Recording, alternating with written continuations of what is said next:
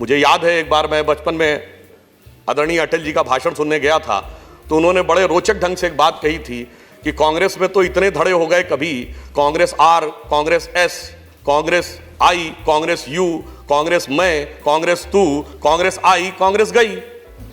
तो कभी भी ऐसी स्थिति उत्पन्न हो सकती है। तो क्या ऐसी स्थिति के लिए हम किसी सरकारी व्यवस्था को स्थापित रख सकते हैं कि जब परिवर्तन होगा तो हम परिवर्तन करेंगे? यह तो हुआ तकनीकी पक्ष। अब दूसरी बात जो इसका सैद्धांतिक पक्ष है, देखिए अभी बाजवा साहब ने बड़ी अच्छी बात कही थी कि जलियांवाला बाग से चिंगारी शुरू हुई थी।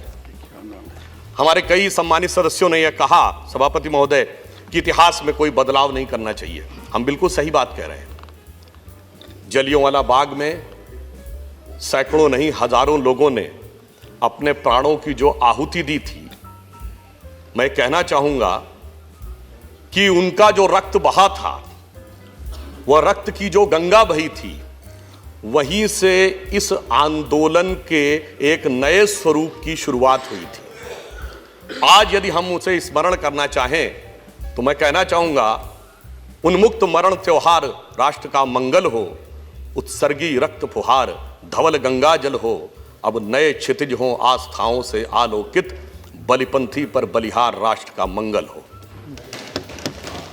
अब यहां पे मैं एक बात कहना चाहूंगा, जब हम कहते हैं इतिहास नहीं बदलना चाहिए, बिल्कुल नहीं बदलना चाहिए। जलियांवाला बाग क्यों शुरू हुआ था? रॉलेट एक्ट के लिए। रॉलेट एक्ट क्यों आया था? क्योंकि प्रथम विश्व युद्ध समाप्त होने के बाद अंग्रेज सरकार ने एक ऐसा एक्ट लाया था कि किसी को भी बगैर मुकदमा चलाए अंदर कर सकते थे और उसके ऊपर किसी भी प्रकार की प्रताड़ना और यातना दी जा सकती थी। अब वो क्यों लाए थे?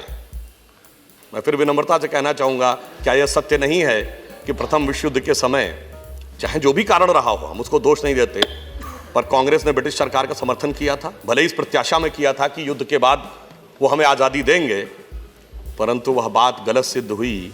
क्योंकि हमारे यहाँ तो शाश्वत शास्त्रों में कहा गया है, शठ संग विनय कुटिल संग प्रीति, यानी दुष्ट के साथ नीति और कुटिल व्यक्ति के साथ विनम्रता यह उचित नहीं होती। इसीलिए वीर सावरकर ने एक शब्द प्रयोग किया था कि सद्गुण बहुत अच्छा होता है, पर कई बार सद्गुण गलत व्यक्ति के सामने प्रयोग कर दिया जाए तो वह सद्गुण विकृति हो जाता है।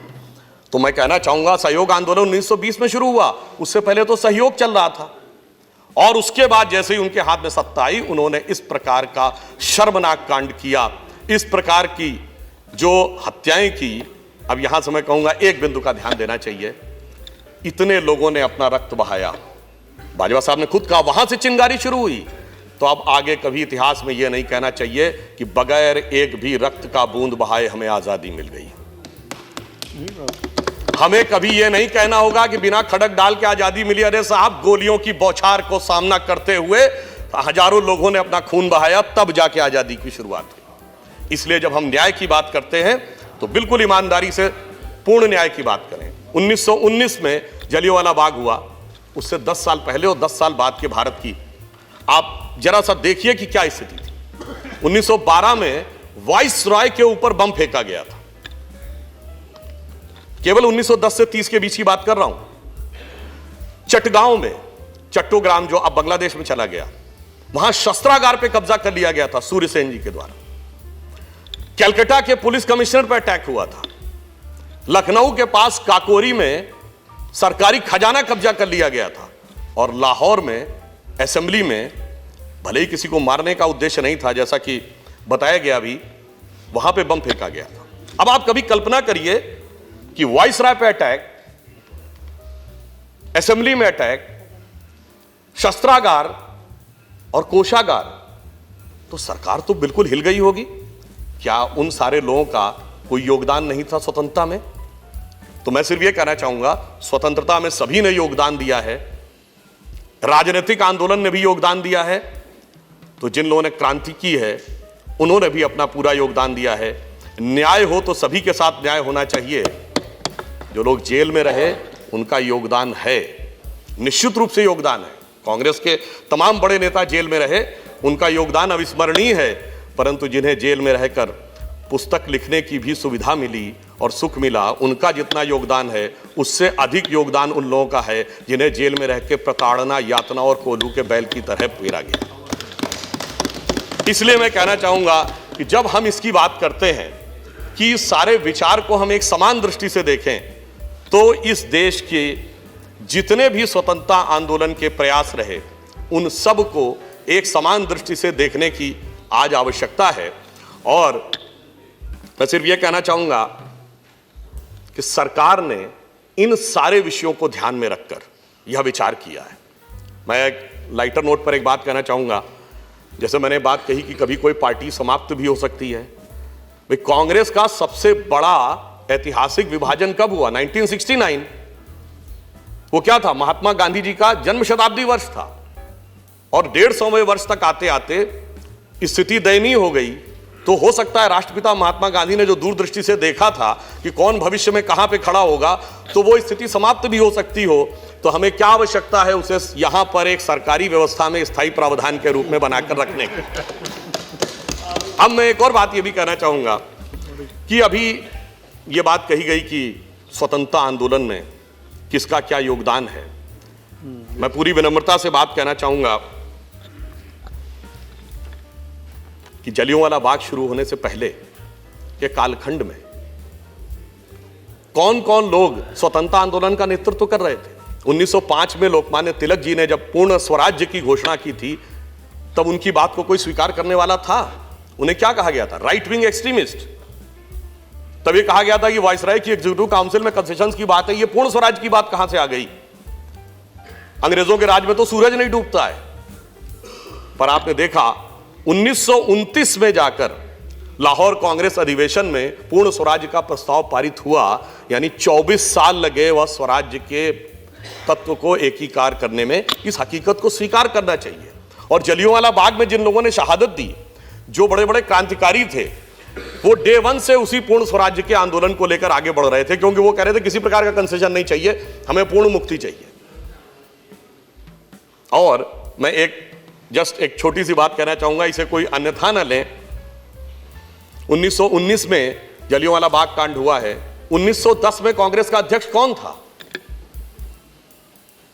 विलियम वैडरबर्न, ब्रिटिश सरकार के अधिकारी थे।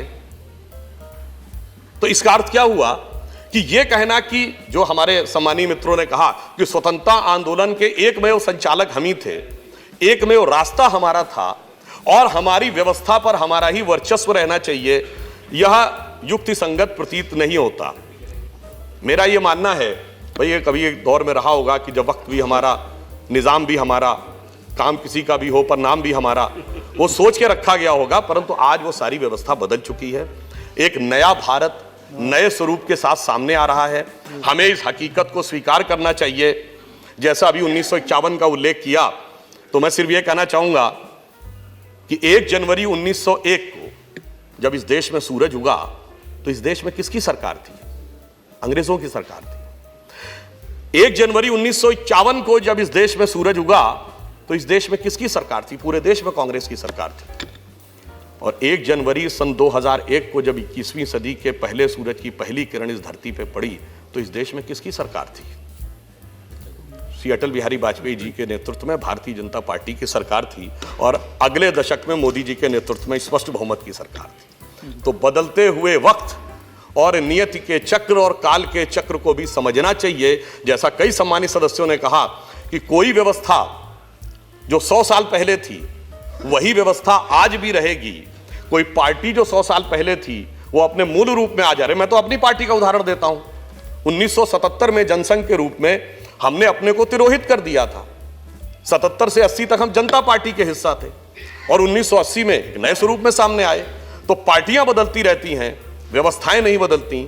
संवैधानिक व्यवस्थाएं शाश्वत रहती हैं। संवैधानिक व्यवस्था में संवैधानिक व्यवस्था के ही प्रतीकों का स्थान होना चाहिए। राजनीतिक प्रतीकों का स्थान होना मेरे विचार से कदापि उचित नहीं।